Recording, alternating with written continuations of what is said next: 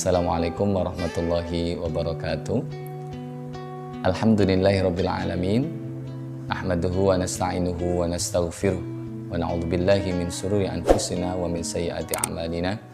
May yahdihillahu fala mudilla lahu wa may yudlilhu fala hadiya lahu. Asyhadu an la ilaha illallah, asyhadu anna Muhammadan abduhu wa rasuluh. Allahumma shalli wa sallim ala sayyidina Muhammadin wa ala alihi wa sahbihi ajma'in. Amma ba'du.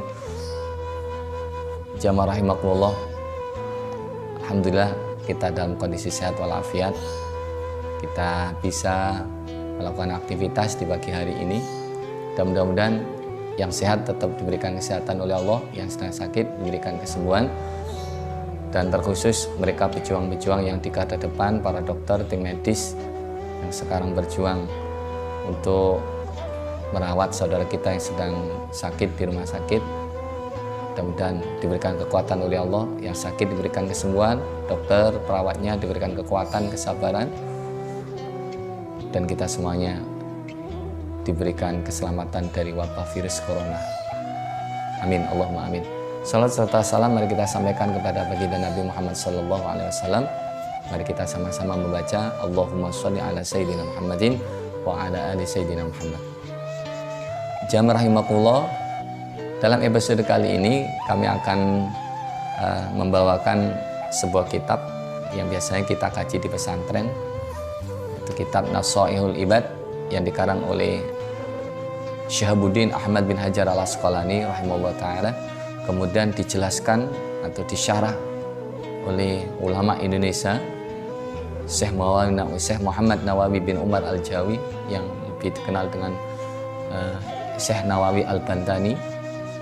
Mudah-mudahan guru-guru kita berdua ini ditempatkan di surganya Allah, segala dosa dan kesalahannya diampuni oleh Allah, ilmu yang diajarkan pada kita dengan melalui kitabnya menjadi ilmu yang manfaat barokah.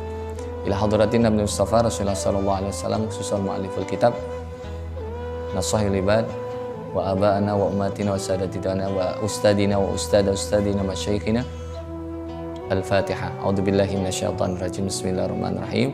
Alhamdulillahirabbil alamin arrahmanir rahim maliki yaumiddin iyyaka na'budu wa iyyaka nasta'in ihdinas siratal mustaqim siratal ladzina an'amta 'alaihim ghairil maghdubi 'alaihim waladdallin. Amin ya rabbal alamin. Jamaah rahimakumullah. Episode kali ini kita akan bahas tentang tergesa-gesa. Tergesa-gesa itu dari setan. Kecuali 5 hal. Ini ada di halaman 38 Al-Maqalah Al-Ishrun, yaitu bab tentang Al-Khumasi 5555 itu. An Hatim Al-Asam rahimahullah ta'ala annahu qala al-ajalatu minasyaitan. Tergesa-gesa itu datang dari setan. Illa min khamsi mawadhi'in, kecuali dalam 5 perkara ini. Fa innaha min sunani Rasulillah sallallahu alaihi wasallam. Karena yang 5 ini bukan dari setan, tapi justru 5 ini adalah contoh dan dianjurkan oleh baginda Nabi Muhammad sallallahu alaihi wasallam. Apa itu 5? Yang pertama, it'amudz dhaif. Kita menjamu tamu. Bima la yatakallafu anhu al-mudhif. Ketika datang tamu, kemudian sebagai orang beriman, man kana yu'minu billahi wal yaumil akhir falyukrim dhaifahu.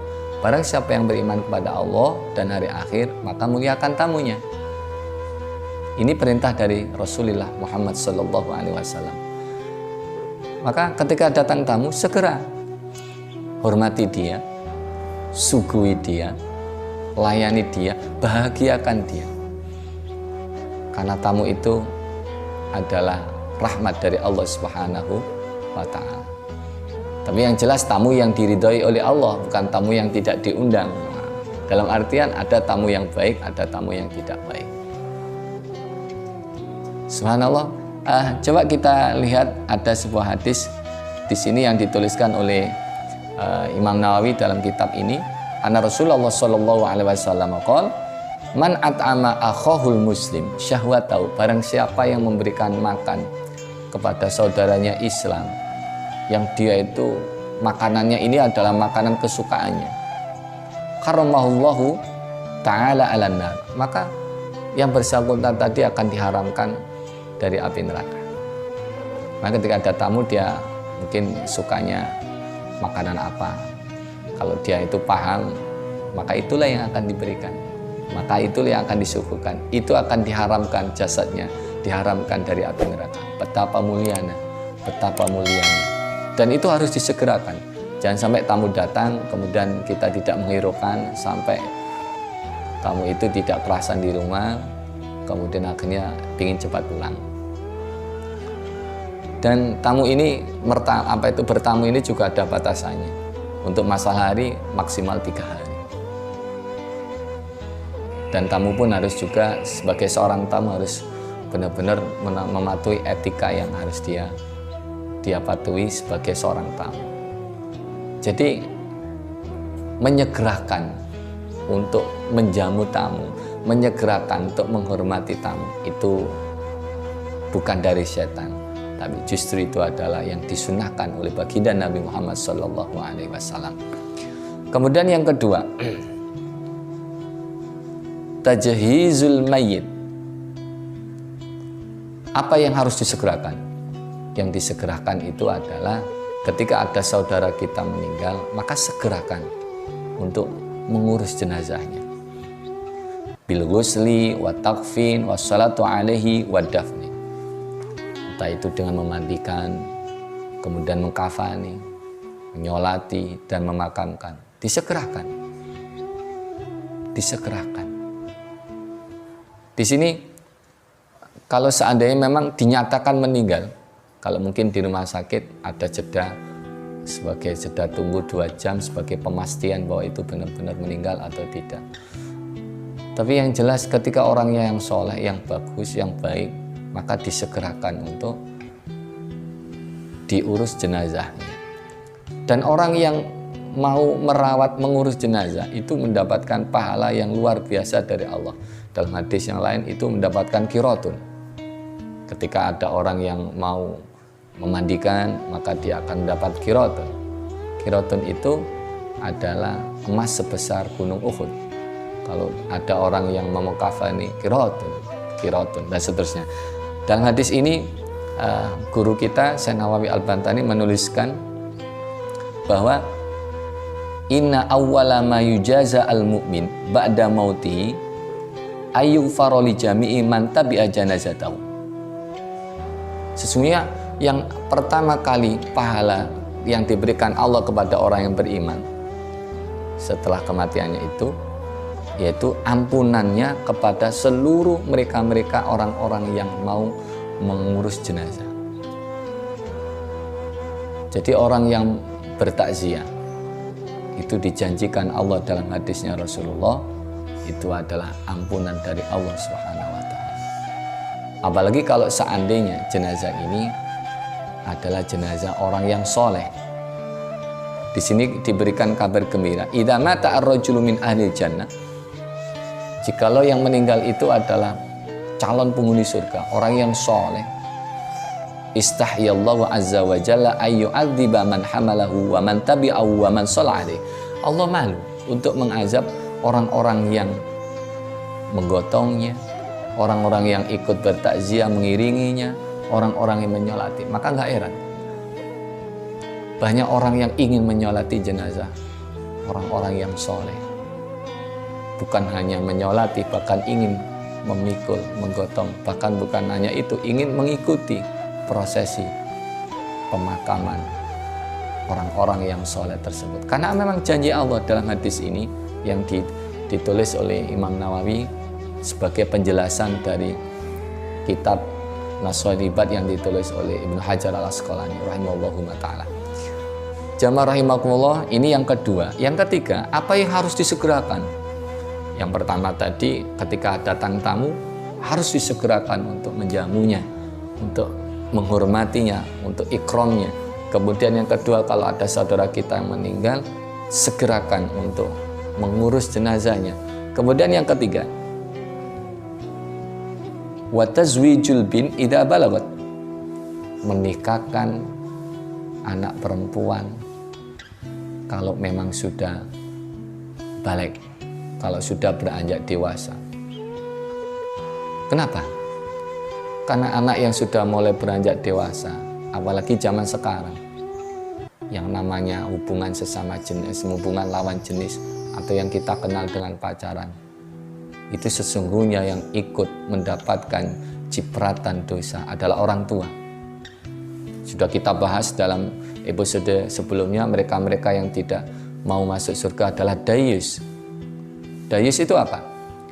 Dayus itu adalah orang tua yang membiarkan anggota keluarganya melakukan kedurhakaan kepada Allah, kemaksiatan kepada Allah. Maka kalau sudah melihat anaknya sudah melakukan pacaran, maka segera nikahkan. Jangan menunggu lama. Kalau memang itu serius, nikahkan. Jangan menunggu lama. Kenapa? Biar dosanya tidak menumpuk-numpuk. Sebagai orang tua, biar tidak menanggung dosa dari apa yang dilakukan oleh putri-putrinya tersebut atau putranya. Maka ketika ada anak perempuannya sudah beranjak dewasa, sudah siap atau sudah siap untuk nikah, segera carikan. Carikan orang yang soleh, pasangan yang soleh, pasangan yang soleh, sehingga mereka semuanya akan menjadi anak yang soleh, soleha, tabungan buat orang tua dunia dan di akhirat. Di sini beliau Imam Nawawi, guru kita, menuliskan sebuah hadis yang diriwayatkan oleh akhrajahu Ibnu Syahin, man zawwaja bintan tawajjahallahu yaumal qiyamah tajal muluk. Barang siapa yang menikahkan seorang gadis, seorang anak perempuan karena Allah Subhanahu wa taala ingin melindungi anaknya dari kemaksiatan, ifahnya dilindungi, maka dia akan diberikan mahkota seorang raja nanti di hari akhir. Subhanallah. Yang keempat, wa qada'u dain idza wajaba. Membayar hutang. Membayar hutang ini harus disegerakan kalau kita memang sudah punya. Karena penyakit kita, ketika kita punya hutang, kemudian kita memiliki biaya untuk membayar hutang tersebut, penyakit kita adalah menunda. Akhirnya kita pakai uang untuk membayar hutang itu untuk keperluan yang lain. Akhirnya hutangnya semakin panjang. Ini sebenarnya hutang ini adalah kewajiban untuk membayar. Bagi mereka yang berhutang, kewajiban untuk bayar. Jangan sampai ketika kita meninggal, kita ada tersangkut hutang.